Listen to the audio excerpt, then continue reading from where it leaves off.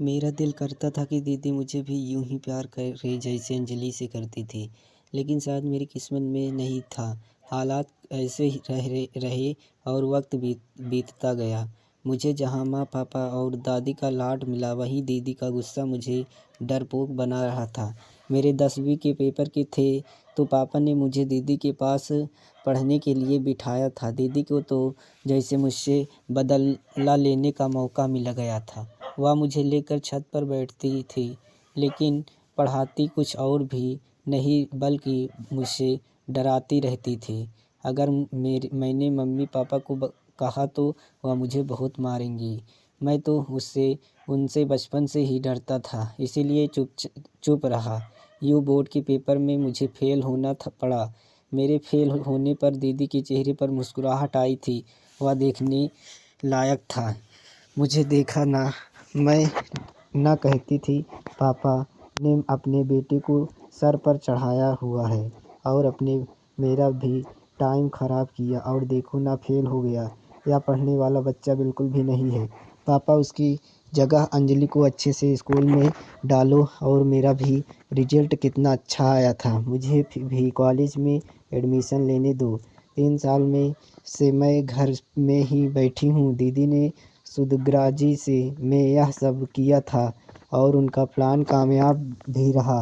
पापा ने मुझे महंगे स्कूल में डाला हुआ था, लेकिन जब रिजल्ट अच्छा ना आया तो पापा ने पहली बार मार मार कर मेरा बुरा हाल कर दिया था।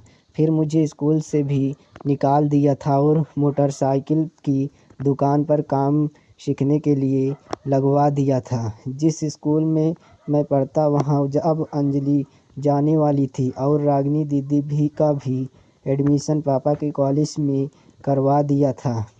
रागिनी दीदी कॉलेज अंजलि में बहुत दिल लगाकर पढ़ाती थी, तभी वह हर क्लास में फर्स्ट पोजीशन लाती थी और मुझे डरा धमका कर उन्होंने इतना दबा दिया था कि मेरी पढ़ाई छूट गई थी और सारा फ्यूचर मेरा दांव पर लग गया था।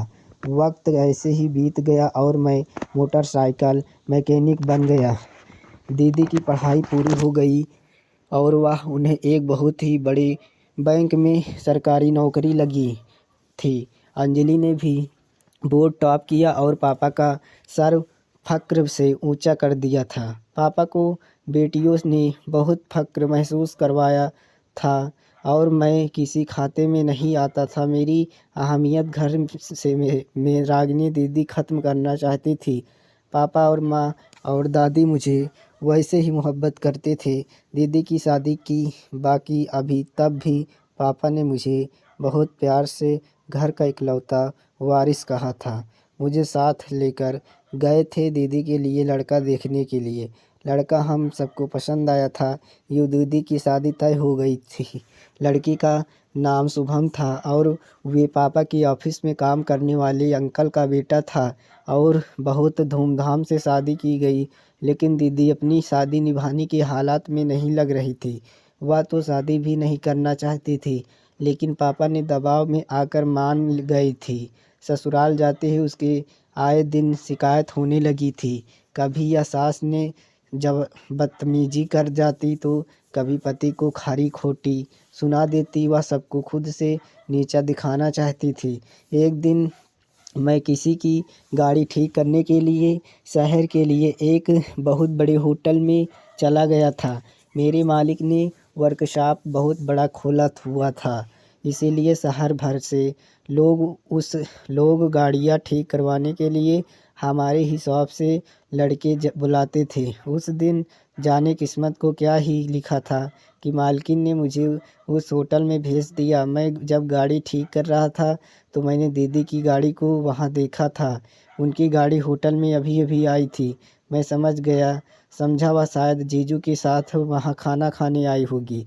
लेकिन जब वह गाड़ी से उतरी तो उसके साथ जीजू नहीं बल्कि कोई और इंसान था, जिसे तो उसके साथ पहले मैंने कभी नहीं देखा था। दीदी बहुत मुस्कुरा रही थी। मेरे पैरों तले से ज़मीन निकल गया जब उस आदमी की बाजू पकड़कर होटल के अंदर चली गई और मैं देखता रह गया। मेरी आंखों में जैसे गर्म आंसू निकलना शुरू हो गया था। जो सोच मेरे दिमाग में आ रही थी, मैं चाहकर भी सोचना नहीं चाहता था। मैं अपनी दीदी पर शक नहीं करना चाहता था। अब तो बिल्कुल नहीं। जब वह शादीशुदा थी, लेकिन मैं 20 साल का नौजवान था और समझदार था। ऐसे ही होटल में किसी आदमी के साथ आने का मतलब भी समझ सकता था।